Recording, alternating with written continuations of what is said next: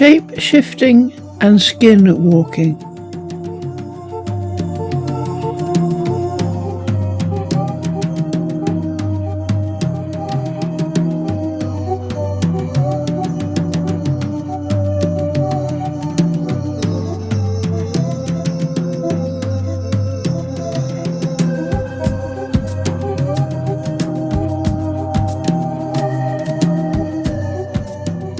Shape-shifting, also called skinwalking, is the ability of a person to transform themselves into something else. An animal, a plant, a fish, a reptile, or a bird. It does not mean the person physically transforms themselves. It means that the transformation only occurs in their mind. And all the entirely convincing experiences appear to be entirely dependent on either plant-based drugs. Francois Barbara Friedman, the ayahuasca reader. During one ayahuasca session, she experienced animal transformation and became a jaguar stalking through the forest. Nothing I ever read about shamanic animal metamorphosis could have prepared me for that total involvement of my senses, body, mind in this process. All man-made drugs. 2,5-dimethoxy-4-chloroamphetamine, DOC, is a psychedelic drug of the phenethylamine and amphetamine chemical class. Fenrir. Animalism, an experience with DOC, ID 62182, Eroid, Organisation, April the 16th, 2007. As I desperately tried to escape the coldness that was passing right through my body into my soul, I became an animal. I read a trip report from a guy that felt a reptilian consciousness in his DOC trip. I would venture to guess that the guy lives in a desert environment. I went into a bear trip. When people feel as though they have turned into birds, the shape-shifting can also involve a flying experience. Hans Peter Duer, Dream Time. At one time, Lucena Indians of California used the thorn apple at their initiation in order to turn into all sorts of birds, crows, owls and hawks, and to understand their language. But their bodies don't physically fly. Their mind has an out-of-body experience and constructs a suitable body. Hans Peter Duer continued. She rubbed herself at all the secret places.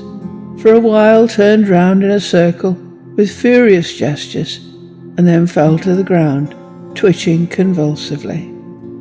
After lying stiffly for half an hour, she awoke tired and exhausted, and maintained that she had been on the Shakelberg at a witches' gathering. Graf, quoted in Hexen, 1974. So a person watching another person have this experience may notice no discernible difference in them. The important thing, however, is that the person themselves feels as if they have changed shape. Giovan Battista della Porta, 1600. An old woman came to my notice, who promised of her own accord to bring me answers in a short while. She ordered all of us who were gathered there with me as witnesses to go outside. Then she stripped off all her rags and rubbed herself very thoroughly and heartily with some ointment. She was visible to us through the cracks of the door. Then she sank down from the force of the soporific juices and fell into a deep sleep. We then opened the doors and gave her quite a flogging. The force of her stupor was so great that it had taken away her senses. we returned to our place outside.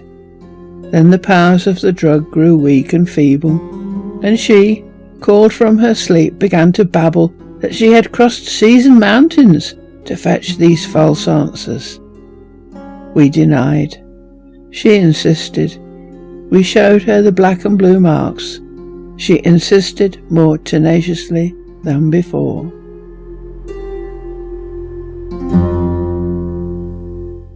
Witch's ointment.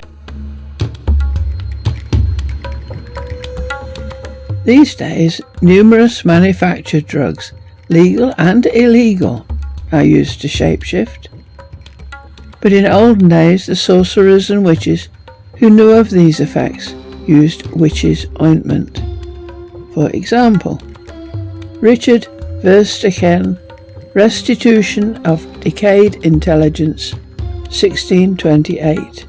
Certain sorcerers who, having anointed their bodies with an ointment, which they make by the instinct of the devil, and putting on a certain enchanted girdle, does not only unto the view of others seem as wolves, but to their own thinking have both the shape and nature of wolves, so long as they wear the said girdle, and they do dispose themselves as very wolves in worrying and killing, and most of human creatures.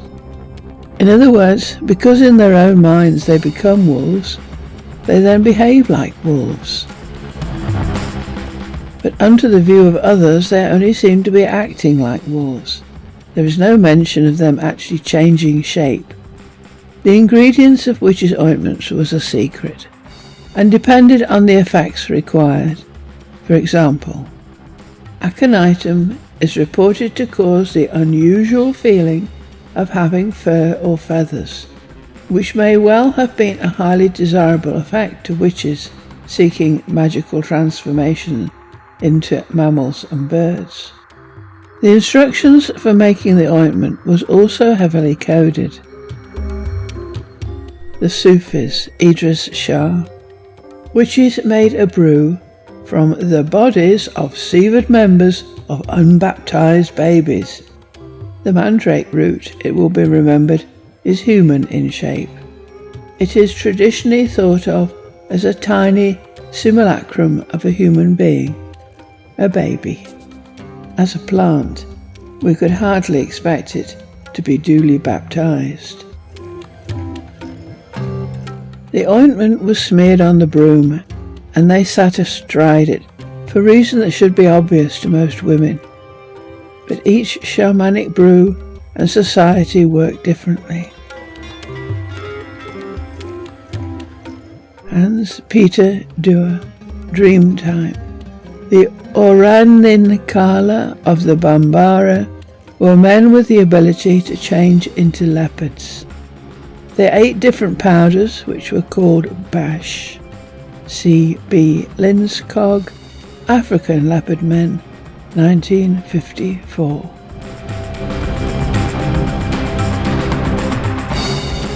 The books by Carlos Castaneda.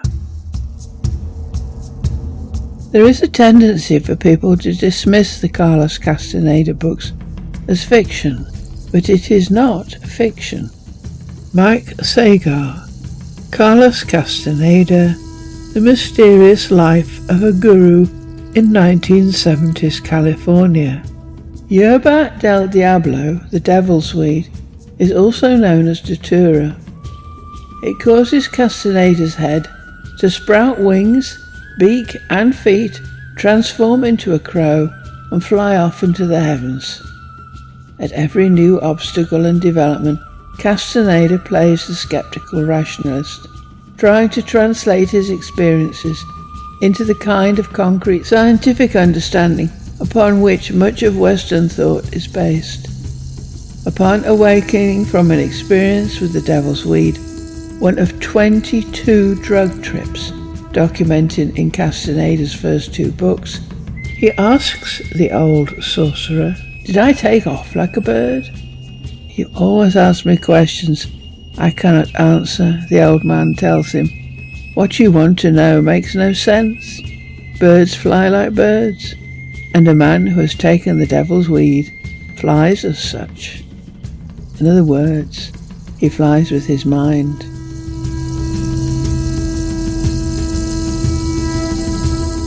Hallucinogenic drugs in pre-Columbian Mesoamerican cultures.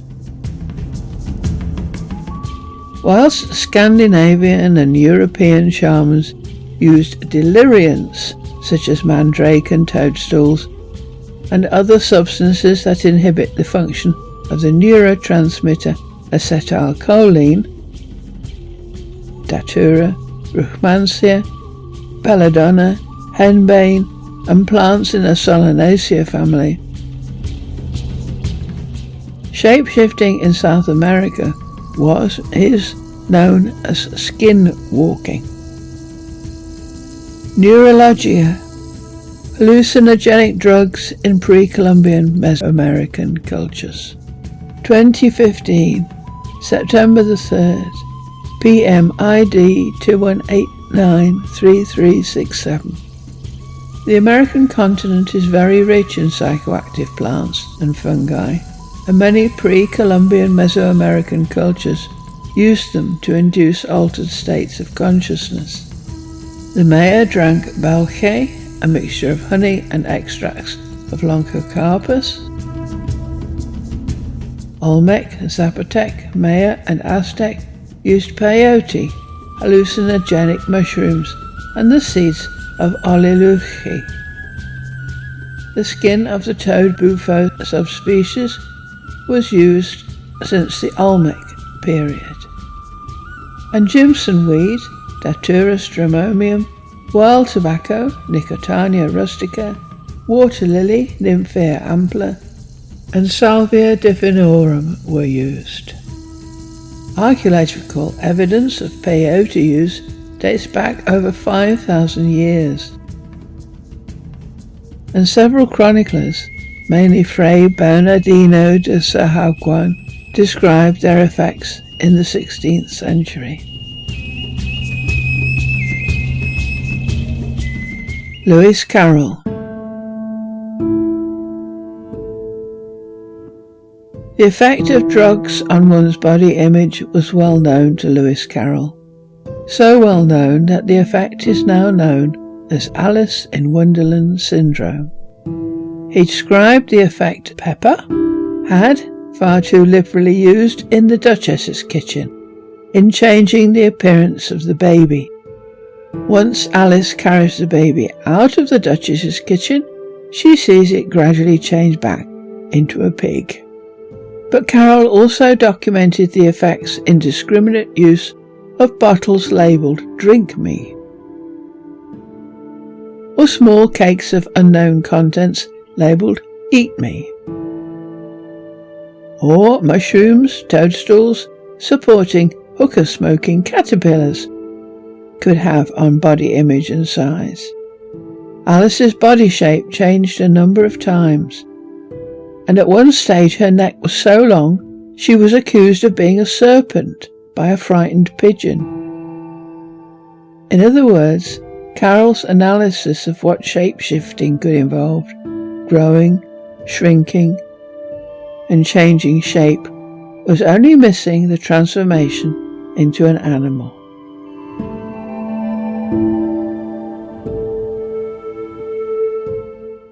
Eroid.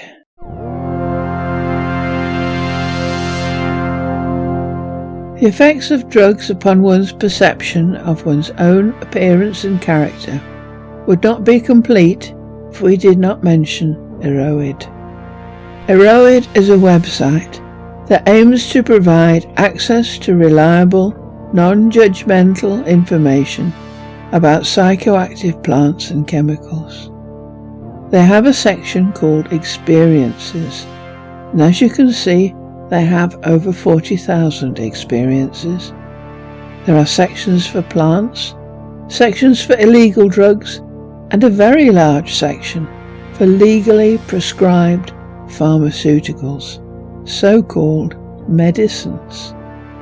DOI, for example, 2,5-dimethoxy-4-iodoamphetamine, is a substituted amphetamine.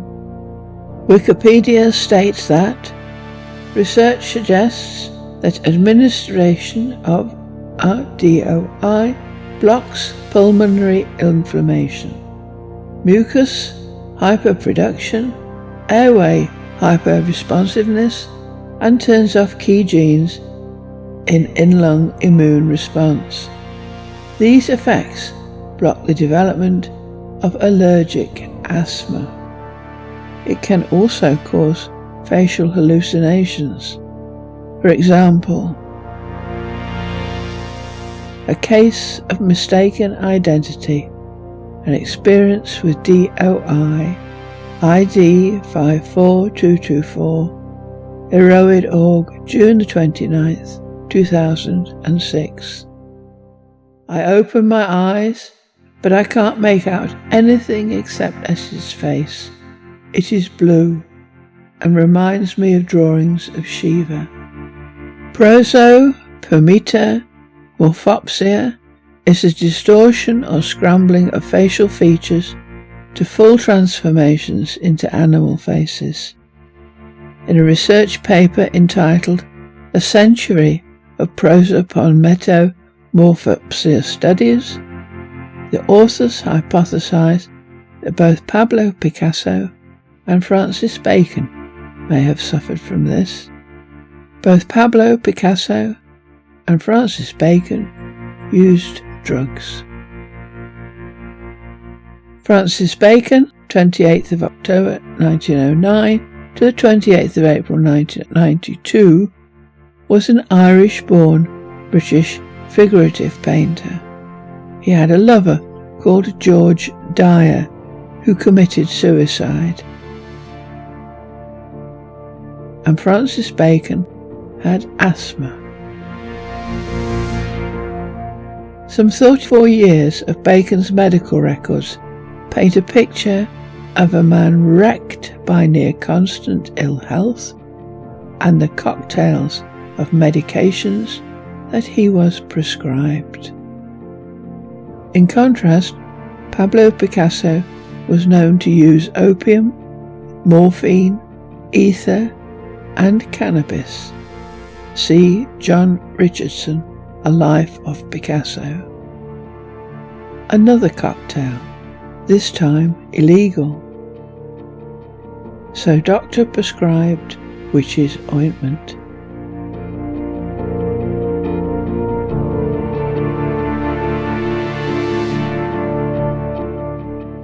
A final thought. One of the most serious dangers of taking any substance that can create illusions of this nature is that one can become possessed by the spirit of the substance. Eroid case history. Presence presided over these visuals, and I recognized this as the alkaloidal interlope itself as it entered my system. This entity was bipedal in form, appearing as a kind of sentient hieroglyph. I got the implicit sense that this figure embodied certain trickster-like qualities, which made me feel a degree of trepidation. I had given this tenant the master key to the tenets of my psyche. I would be enthralled to this monolith as it coursed through my system. Picasso appears to have remained cheerful, but his treatment of women is recognized by most people as cruel. They cried for a reason. The African leopard men became cannibals. The werewolf was simply a man delirious from drugs who then acted like a wolf. The berserker was a man delirious from drug who acted like a bear. And lest we forget, Hitler was being prescribed a cocktail of extraordinary drugs during World War II, just as Francis Bacon was. And although an individual may only harm himself and his partner using drugs, a man in power being prescribed drugs is a terrifying prospect.